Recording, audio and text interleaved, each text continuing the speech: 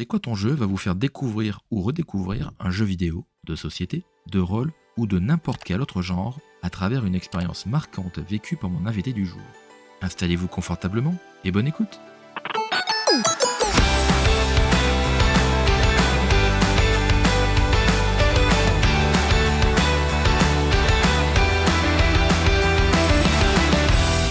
Bonjour à tous et bienvenue pour l'épisode 17 de votre podcast C'est quoi ton jeu, le 5e de la saison 2. Nous sommes le mardi 1er novembre 2022 et j'espère que vous allez bien en ce jour férié. Moi c'est Joël, je vous accompagne aujourd'hui encore pour vous partager, en compagnie d'un invité, une expérience autour d'un jeu mémorable. Alors oui, j'ai tendance à vouloir rendre tous les jeux mémorables, mais bon, c'est vrai que lorsqu'on recueille des histoires et anecdotes, ça rend justement ces souvenirs marquants. Et pour nous raconter notre nouvelle histoire du jour, c'est un spécialiste en la matière que je reçois, un journaliste tech et hardware, un passionné de jeux et confrère de podcast. Il officie chez jeuxvideo.com. J'accueille Monsieur J. Caloré. Bonjour, merci beaucoup pour l'invitation, ça me fait bien plaisir. Merci d'avoir accepté. Comment vas-tu? Bah écoute, très bien, j'attendais vraiment d'enregistrer parce que je sais qu'on va parler d'un jeu qui me tient énormément à cœur et voilà, qui a vraiment qui a marqué ma vie, on peut le dire, hein. Et donc voilà, c'est toujours un plaisir de pouvoir en discuter, de pouvoir discuter autour des micros. C'est très sympa. C'est vrai que de par ton métier, tu as mené à côtoyer le jeu, peut-être même le jeu vidéo. Et Ouais. dans ton podcast ZQSD, tu présentes les jeux PC. Ouais, tout à fait. Bah, on en parlera peut-être en détail après, je sais pas, mais effectivement, Tout à fait, ouais. je côtoie l'industrie du jeu vidéo, alors plus franco-française malgré tout, un petit milieu, depuis presque 15 ans maintenant. Et donc, que ce soit à travers mon métier que j'ai pu faire avant et même à travers mon podcast, effectivement, Ouais. Alors, je sais pas si on peut teaser le jeu dont on va parler, Ouais. mais j'ai pas rencontré les développeurs de ce jeu-là, hein, malheureusement, mais à mon avis, c'est difficile. Mais par contre, j'ai rencontré plein de gens, notamment des Français, qui clairement ont été influencés par ce jeu, quoi. Comme le jeu date un petit peu, on tease, là, on fait un peu monter la mayonnaise. C'est quoi tes souvenirs de jeu à tes débuts, à la première fois que tu as commencé à t'intéresser au jeu d'une manière générale? Au jeu, ah là là, alors, c'est une excellente question. Écoute, mon tout premier souvenir de jeu, je pense que c'est vraiment un truc très très simple. Ça devait être une Atari 2600 chez un copain, tu vois, un truc comme ça. Ouais. Après, clairement, le début de mon histoire d'amour avec les jeux vidéo, elle est quand j'ai reçu ma première console, c'était une Master System en 88, je pense, ça devait être à Noël 88. Ouais. Si je dis pas de bêtises, j'avais 8 ans, quoi. Et grosse révélation, quoi. C'est-à-dire que, bon, j'avais un jeu de moto, j'avais un gun et j'avais le pack avec le zapper, tu sais, l'espèce de pistolet. Ouais. Et j'avais un clone de Duck Hunt, hein, parce qu'à l'époque, sur Sega, t'avais beaucoup de clones, hein, aussi. Oui. Ça s'appelait Safari Hunt. Mais bref, donc ça a été vraiment le début de mon amour, mes premiers jeux vidéo, très, très clairement. Et après, pour le côté plus jeu PC, ce qui vraiment m'accompagne depuis le début, c'est depuis que j'ai 10 ans, quoi, et où j'ai eu mon premier PC, et j'ai découvert les point and click, notamment de LucasArts, Indiana Jones et la dernière croisade, par exemple, ça a été un des premiers jeux PC auxquels j'ai joué, quoi. Oh oui, effectivement. Eh ouais, là, j'ai 41 ans, hein, faut le Ça dire. remonte, oui. Celui-là, j'ai des vagues souvenirs également. Ah bah voilà, même génération. Ah bah, j'en ai 40, donc on est pareil, hein, donc alors aujourd'hui, c'est vraiment d'un jeu culte qu'on va parler, un jeu qui a un peu transcendé une génération et qui reste aujourd'hui une référence absolue des FPS. De quel jeu on va parler, JK? On va parler de Half-Life. Ah effectivement, alors il y en a qui aiment, il y en a qui aiment pas. Ça reste néanmoins, c'est vrai, un monument du genre qui est sorti il y a en 98, donc je viens de fêter un peu l'anniversaire puisqu'il était sorti à l'automne 98. Ouais. Ça ne date pas d'hier quand même. Et c'est un jeu qui a quand même été consacré par plusieurs prix lors de l'année 98 et 99.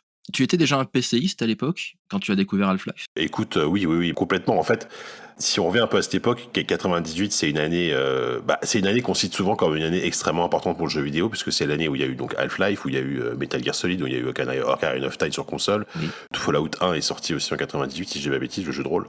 Bref, c'était une grosse année. Et moi, surtout à cette époque, encore plus, même qu'aujourd'hui, je pense, j'étais vraiment fermement attaché au PC parce qu'en fait, côté console, on était dans une espèce d'entre-deux générations. C'est-à-dire que je me souviens, ma petite sœur avait une PlayStation que je squattais régulièrement, hein. J'aimais beaucoup. J'avais joué à Resident Evil quelques temps avant. J'avais joué à Crash Bandicoot, etc. Ouais. Mais voilà, on va dire que le jeu vidéo aujourd'hui, disons qu'il y avait un gap technique assez puissant entre la PlayStation 1 et ce qu'on avait sur PC. Il n'y avait pas encore la Dreamcast, il n'y avait pas encore la PlayStation 2, tu vois, on était vraiment entre deux générations. Et sur PC, on avait les premières, notamment les premières cartes accélératrices graphiques, donc qui permettaient d'avoir des jeux super beaux, dont Half-Life profitait. C'est ça. Et moi, en fait, vraiment, Half-Life, c'est vraiment un truc vraiment très emblématique du jeu PC de cette époque-là. Et c'était vraiment la vitrine. Enfin, c'était une démonstration de ce qu'on pouvait avoir sur PC, qui était impossible à faire ailleurs, en tout cas à cette époque-là, par rapport aux consoles qui étaient sur le marché, quoi. Du coup, toi, Half-Life, tu le découvres comment? À quel moment ça arrive devant tes yeux? Bah écoute, Half-Life à la base, je le surveillais un petit peu, c'est-à-dire que j'en avais entendu parler.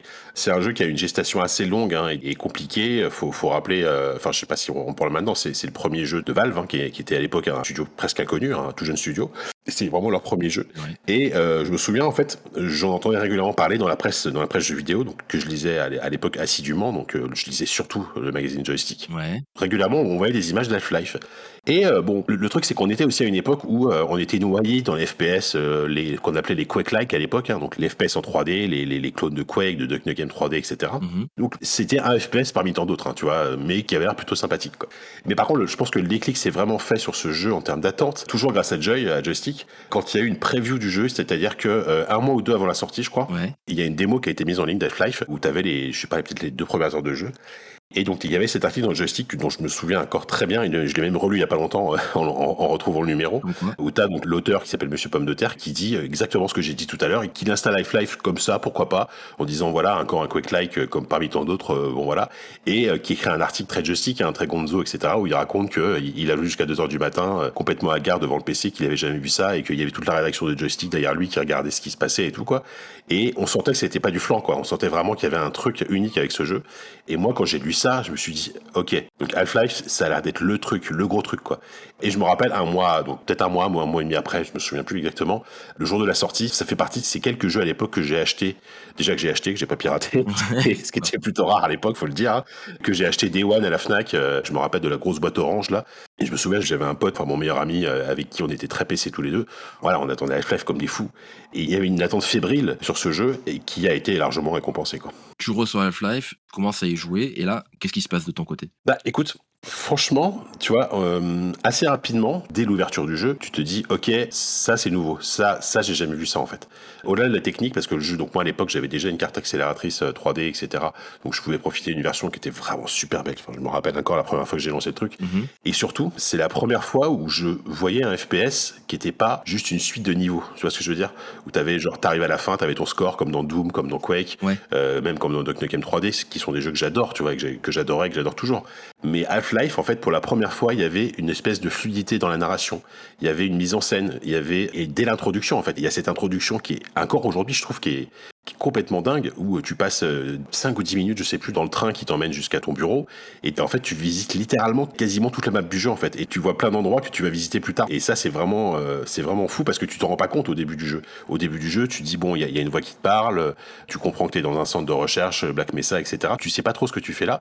Et vraiment, il y a vraiment ce côté qui aujourd'hui même peut paraître un peu anachronique parce que pendant les 20 premières minutes, voire plus, il se passe pas grand chose en fait. Il y a pas d'action, il y a pas de combat. Alors qu'à l'époque, dans un FPS, c'était impensable. Dans un FPS, t'arrivais et tu faisais 5 pas, t'avais déjà des ennemis qui te tiraient dessus, quoi. Là, non. Là, l'aspect narration était moins présent, on va dire, avant, quoi. Voilà, c'est ça. Il te posait une ambiance et t'avais une espèce de montée en tension qui explose avec ce climax. Bon, on part du principe que les gens qui nous écoutent y ont joué, connaissent un tout petit peu, je sais pas. Oui, T'as ce climax où tu fais l'expérience, tu rentres l'espèce de morceau de, je sais pas si c'est un cristal ou un truc comme ça dans l'accélérateur de particules et t'as le fameux incident qui crée une réaction en chaîne et qui ouvre une dimension. c'est vrai. Et c'est là que l'action commence. Moi, en fait, dès les premières secondes, et je pense qu'il y a pas beaucoup de jeux à l'époque, il n'y a pas beaucoup de jeux tout court qui m'ont fait ça, c'est que t'es accroché dans le truc dès les premières secondes et ça s'arrête pas en fait parce qu'il n'y a pas de coupure. Et les seules coupures que t'as, c'est des petits temps de chargement où l'image se frise. Je rappelle, hein, à l'époque, c'était hyper innovant.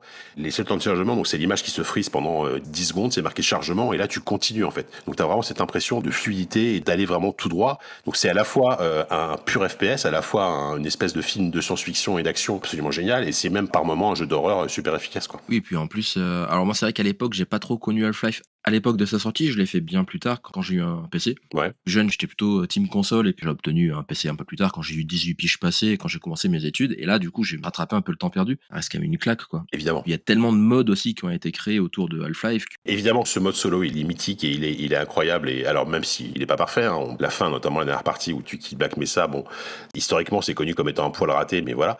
Mais par contre, effectivement, ce que ça a donné derrière, c'est-à-dire que Counter-Strike, c'est quand même un mode Half-Life à la base, qui est un des jeux les plus populaires de tous les temps, qui est encore aujourd'hui un des FPS compétitifs, je pense, les plus joués. Ouais. Day of Defeat, plein de modes, en fait. Team Fortress. Team Fortress vient d'Half-Life, quoi. Ah ouais, ouais. Donc c'est monstrueux, quoi. Il y a effectivement ce pendant solo que moi j'adore, et rapidement, il y a eu toute cette communauté qui s'est emparée du moteur source. C'était pas le moteur source, j'ai des bêtises, le moteur source c'est sur Half-Life 2, mais qui s'est emparé en tout cas du moteur parce que tu pouvais créer facilement des modes, Ouais. et ça a donné des trucs absolument formidables, quoi. C'est vrai que moi, je revois, au tout début quand j'étais étudiant, on faisait des LAN et on se mettait sur les cartes de Counter Strike, enfin, Ah bah oui, c'était, ouais, Dust, tout le monde a fait Dust, Office, Italie. C'est ça. C'était fou. Mais c'est vrai que moi, j'étais quand même plus solo. Enfin, j'ai joué à CS, j'ai joué à Counter-Strike, mais un peu plus tard, quand j'ai même commencé à travailler dans le jeu vidéo et tout. Bon, parce que CS, enfin, Counter-Strike a une durée de vie incroyable. Il y a eu 50 milliards de versions. C'est ça, ouais. Mais moi, à l'époque, c'était vraiment le solo qui m'avait complètement happé. Et c'est la première fois aussi que je ressentais de la peur dans un FPS. C'est-à-dire que vraiment, il y a des moments d'horreur qui sont assez terrifiants. La première fois que qu'un headcrab te saute dessus, moi, je me souviens, j'ai fait un bond en arrière. C'était terrible, quoi. Donc, les headcrabs, c'est ces espèces de créatures de grands pentes là, qui te sautent à la tronche, qui sont censées te transformer en zombies dans l'histoire, quoi. C'est vrai que quand t'es immergé dedans, bah, forcément, Ouais, c'est ça. ça peut te prendre un peu par Ouais, surprise. ouais, c'est ça, voilà. Il y avait une immersion tellement forte dans le jeu qui était vraiment complètement inédite pour l'époque, quoi. C'est-à-dire que, voilà, encore une fois, j'ai beau adorer Doom. En fait, le FPS, c'est mon genre préféré, très clairement. Et j'ai grandi avec les FPS. C'est-à-dire que dès Wolfenstein 3D, voilà, j'ai adoré ce genre de jeu. Et j'ai joué à quasiment tous les FPS entre-temps qui sont sortis. Et celui-là, il a vraiment marqué une étape, en fait. Et en termes de narration, de mise en scène, etc., qui aujourd'hui, sans Half-Life, t'aurais pas les BioShock, t'aurais pas Dishonored, tous ces FPS avec de l'immersion et d'une ambiance. Bah, sur Half-Life, clairement, ce serait différent, quoi. Puis c'est bien parce que c'est vrai que ça rapporte un côté un petit peu narratif à ce genre de jeu qui ne l'est pas du tout forcément à la base, qui est plutôt un défouloir. Ouais, exactement. Et avec effectivement des dialogues, enfin des vrais dialogues avec des personnages qui te parlent. Et moi, ce qui m'avait marqué, effectivement, c'est que t'avais pas de cinématique, t'avais pas de ce qu'on appelle des cutscenes aujourd'hui, quoi. C'est-à-dire que tout se faisait à travers les yeux du personnage. Tu gardais le contrôle de ton personnage constamment, mais vraiment de bout en bout. Et ça, encore une fois, c'était incroyable. Et c'est d'autant plus incroyable que ça vient d'un studio qui avait rien fait avant, quoi. C'est leur premier jeu et ils te sortent Half-Life. Hein. C'est En vrai, je sais même pas si ça s'est reproduit un studio dont c'est le premier jeu qui arrive à sortir quelque chose d'aussi balèze. Je sais pas si ça a été refait derrière, quoi. Aujourd'hui, on en parle, on est à 24 ans de la sortie du tout premier, donc ça peut faire sourire, mais c'est vrai qu'à l'époque, quand on a suivi l'évolution du premier, de tous les modes qui sont apparus, et puis l'annonce du 2 qui est sorti un peu plus tard, en 2004, qui était extrêmement attendu aussi, parce que le premier était un Graal. Je sais pas si on peut parler rapidement du Oui, 2, on mais peut, oui. effectivement, le 2, il y avait une attente monstrueuse parce que bah, c'est la suite d'Half-Life, quoi. Évidemment, aujourd'hui, Half-Life 3, c'est devenu un mème tellement Oui, c'est cité sans exister, mais Half-Life 2, oui. Et en plus, Half-Life 2, c'est accompagné de la sortie de Steam à l'époque, n'oublions pas, et que au début, Steam était quelque chose qui a été détesté par les joueurs. ah ben, Bon, après, moi, j'adore Half-Life 2. Alors là, Half-Life 2 est objectivement, est probablement meilleur qu'Half-Life 1, tu vois. mhm. Half-Life 1 fait partie de mon top 3, tu vois, de mes jeux préférés de tous les temps. Mais je reconnais que Half-Life 2 a une maîtrise artistique déjà, a une direction artistique absolument incroyable grâce à Victor Antonov, donc le directeur artistique du jeu. Il y a le Gravity Gun, il y a la physique, ça apporte tellement de choses qui sont folles. Et Half-Life 2, aujourd'hui, tu le rejoues, ça se joue, mais ça se joue parfaitement bien, quoi. Donc Half-Life 2 est une vraie claque. Ils ont réussi, en fait, en l'espace de 2 jeux, finalement à 5 ans d'intervalle, un truc comme ça, Ouais, 5-6 ans, ouais. à poser les références du FPS. Je dis pas qu'on n'a pas été dépassé parce que je pense qu'il y a eu des FPS fabuleux depuis, heureusement, mais c'est quand même quelque chose, quoi. Ouais, ça reste les bases du FPS moderne. Enfin, ils ont pas réinventé la chose, ils ont juste réadapté la chose en y apportant, comme je disais, le côté immersif, la jouabilité, pas l'immersion, mais si l'immersion. Si, clairement. Enfin, vraiment, en termes d'immersion, c'était, même si c'est pas des niveaux très ouverts comme dans un jeu Arcane, comme dans un Dishonored ou même un BioShock, tu vois, Ouais. il y a quand même un truc où t'as l'impression que ce monde existe vraiment, en fait. Et ce que tu vis à travers le personnage de Freeman, tu le vis vraiment à fond parce que t'as vraiment l'impression de l'incarner. Pour revenir un petit peu sur le premier, Half-Life, bah, le premier est sorti en 98. Est-ce qu'il y a un ou 2 moments dans le jeu, hormis le début que tu as évoqué tout à l'heure, qui resteront gravés certainement à jamais? Il y en a plein des moments formidables. Et je l'ai cité, mais moi, c'est vrai que tout le début me tue à chaque fois parce que c'est tellement fort et elle a arrivé à faire un truc où il se passe pas grand chose finalement, où tu sens la tension. Après, moi, c'est vraiment des moments plutôt horrifiques. Enfin, par exemple, je me souviens d'un truc où vraiment j'ai flippé. C'était, je crois, c'est vers le début du jeu probablement. En fait, tu t'approches d'une armoire et là, d'un seul coup, il y a la porte de l'armoire se brise, en fait, tape et là, t'as un zombie, enfin, donc t'as un scientifique avec un headcrab sur la tête Ouais. qui sort avec cette espèce de cri. Ils ont des cris très spécifiques. Là, ça m'avait vraiment fait un bond au cœur. C'était terrible. Le jeu est encore plus dans le 2 probablement, mais le jeu a vraiment une composante horrifique qui est fantastique. Et l'autre moment qui est classique, hein, je pense que je suis pas le seul, mais c'est le moment où tu rencontres les Marines, donc les soldats humains. En fait, et c'est ça qui est encore plus incroyable en termes de narration, c'est-à-dire que pendant toute cette première partie de jeu, t'es en galère, tu te dis, voilà, il y a des monstres partout, je suis tout seul, je suis quasiment tout seul, j'essaie de survivre et tout. Et à un moment donné, t'entends des militaires, des humains, tu te dis, ah, ils vont m'aider, je vais être sauvé. Oui. Et là, en fait, tu te rends compte que ces mecs sont là pour te tuer. Et c'est un moment incroyable. Et surtout qu'à l'époque, ils avaient une intelligence artificielle qui était vraiment du jamais vu aussi, encore une fois. Hein. La première fois que tu te planques derrière un petit muret et que tu vois il t'encercle et il te lance des grenades, Oui. encore une fois, tu vois, dans les jeux vidéo de l'époque, dans les FPS de l'époque, ça n'existait pas. Enfin voilà, donc le moment où tu rencontres les Marines, c'est la première fois et que tu comprends qu'ils sont là pour te tuer et que toi là du coup tu t'enfuis et je me souviens il y a une bonne musique et tout à ce moment-là. Il y a très peu de musique dans le jeu, Ouais, non, mais du coup chaque moment avec de la musique est vraiment marquant. C'est vraiment quelque chose de très très marquant comme moment quoi. il a marqué les esprits pour tout un tas de raisons, ça c'est évident, quoi. Ouais, ouais, exactement. Ouais. Parmi la myriade de jeux Half-Life qui sont sortis, bon parce que voilà, tu as le premier et le deuxième, puis ils ont remasterisé le premier, puis, dans Half-Life 2, je crois qu'ils ont sorti en 2 parties. Voilà, il y a eu Half-Life 2 épisode 1, Half-Life 2 épisode 2, donc Voilà. qui sont des suites en fait d'Half-Life, hein, de Half-Life 2 en gros. Plus récemment, là, il y a 2 ans, bah, Half-Life Alyx Tout à qui est fait. sorti également. Ouais. Tu as eu l'occasion de le faire ce dernier, petit opus? Ouais, ouais, j'ai Half-Life Alyx, je l'ai fait. Alors, confession, je ne l'ai pas terminé parce que Ouais. à un moment On a donné, moins de temps aujourd'hui. j'ai envie de m'y remettre, hein, mais il y a un moment tellement, en fait, donc il se joue en réalité virtuelle, hein, je sais pas si on l'a précisé, c'est quand même très important comme détail. Il se joue exclusivement en VR. Tu as raison. Il est génial, hein, en termes d'ambiance, encore une fois, c'est formidable. C'est l'ambiance du 2, hein, donc en termes de direction artistique. Mais il y a un passage dans le jeu qui est tellement flippant, qui est complètement décuplé par la réalité virtuelle, hein, que, en fait, à un moment donné, j'ai arrêté. Je me dis, je peux plus là, c'est bon, j'arrête, c'est trop difficile. Le moment n'était pas difficile en termes de difficulté pure, mais en termes d'émotion et de sensation, c'était assez. Oui, voilà, c'est ça, Et quoi. du coup, j'ai jamais repris, mais ouais, Half-Life Alyx est exceptionnel, mais il faut les bonnes conditions pour y jouer, quoi. Faut un casque, faut un PC puissant, etc. Moi, le conseil que j'aurais pour ceux qui connaissent pas Half-Life, qui veulent découvrir, c'est de jouer au remake, effectivement, de jouer à Black Mesa, qui est en fait un pur remake d'Half-Life 1 avec le moteur d'Half-Life 2. À la base, c'était un projet de fan, hein, c'est quelque chose qui a mis 10 ans à sortir. Ouais. C'est Crowbar Collective qui a fait ça, et ça a fini par être un jeu commercial que tu peux acheter sur Steam, il est pas très cher en plus. Et c'est la meilleure façon de découvrir Half-Life 1 aujourd'hui parce que c'est un remake très fidèle à la fois et en même temps qui est super beau. Ils ont complètement refait la dernière partie en plus qui se passe sur une autre planète qui était vraiment pas terrible dans le jeu original, faut le dire. Là, ils l'ont refait de manière beaucoup plus réussie. Donc c'est vraiment le meilleur jeu pour commencer. Après, tu fais Half-Life 2. Franchement, Half-Life 2, encore une fois, aujourd'hui, ça passe super bien. Ouais. C'est un plaisir. Et si vraiment tu veux prendre le plaisir, tu fais épisode 1, épisode 2. Et là, tu auras quand même globalement l'expérience Half-Life complète, quoi. Puis c'est vrai que c'est intéressant, ça reste quand même un des monuments du jeu vidéo, hein. C'était pas, pour donner du genre que je disais ça en début d'émission, c'est aujourd'hui, comme tu l'as très bien dit, bah, tu as des jeux comme BioShock, Dishonored qui sont issus de l'essence de Half-Life et ils sont, extrêmement intéressants à faire également, En donc fait, c'est des jeux qui sont intéressants à faire effectivement pour la culture, pour te rendre compte d'où viennent les jeux que tu as cités. Et en plus, c'est un jeu qui est super agréable à faire aujourd'hui parce qu'il y a beaucoup de jeux qui sont cultes et qui sont mythiques, qui ont apporté des choses incroyables, qui aujourd'hui ont mal vieilli parce que c'est normal, parce qu'ils sont dépassés techniquement, parce qu'ils sont dépassés en termes de mécanique de jeu. oui, J'irais jamais dire aux gens, allez jouer à Ultima 7 parce que c'est la base du jeu de rôle, tu vois. Mais Half-Life tient encore largement la route, surtout dans sa version remake Black Mesa.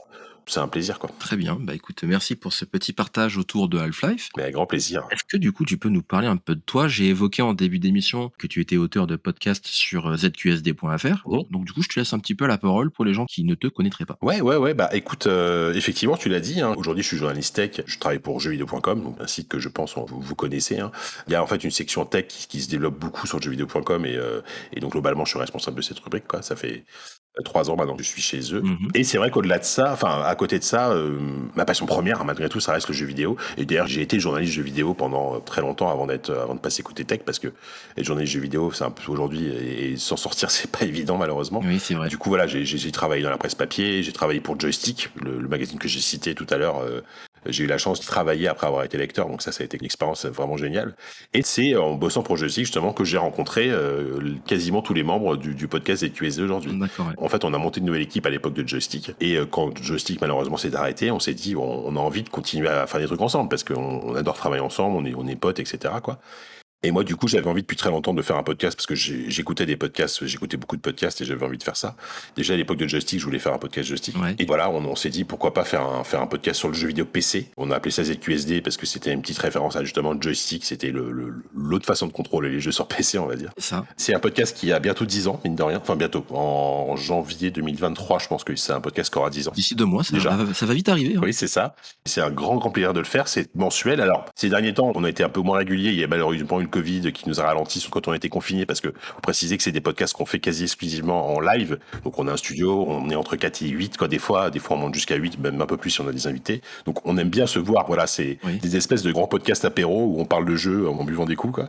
Je prends un plaisir immense parce qu'en plus, surtout, je suis avec des gens formidables. C'est-à-dire que C'est chouette. sans vouloir trop me la raconter ou leur brosser les Ouais. brosser en sens du poil, chercher la bonne expression.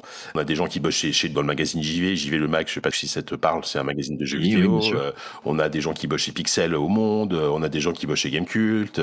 C'est vraiment une espèce de réunion à chaque fois de gens qui sont extrêmement érudits sur le jeu vidéo et en même temps qui sont extrêmement drôles et avec qui on passe un super moment. Donc c'est vraiment très cool et on espère que pour les 10 ans là, probablement, on va essayer de faire un truc en public Ah, ça peut être chouette. parce que ce serait le moment de marquer ça et on est en train d'y réfléchir sérieusement quoi. Donc voilà, donc ça c'est ZQSD, c'est mon petit plaisir jeu vidéo tous les mois et voilà, et aussi effectivement si vous écoutez aussi des podcasts, vous connaissez peut-être, il est venu chez toi donc vous connaissez probablement les podcasts de Patrick Béja. Oui, tout à fait. Et tous les mois, je suis dans le rendez-vous jeu aussi. J'interviens de manière régulière dans le rendez-vous jeu avec Patrick, donc c'est toujours un plaisir. C'est pas le même exercice que ZQSD.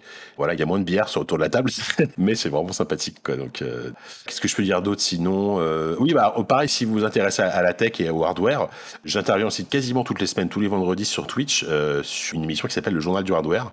C'est à 16h30 sur la chaîne Twitch de Le Stream. Donc Le Stream, c'est une chaîne de Webedia, de la société pour laquelle je travaille, où il y a jeuxvideo.com. Et j'ai le plaisir toutes les semaines de faire quasiment 2 heures d'émission où on parle de tech, de produits, de news, d'actu.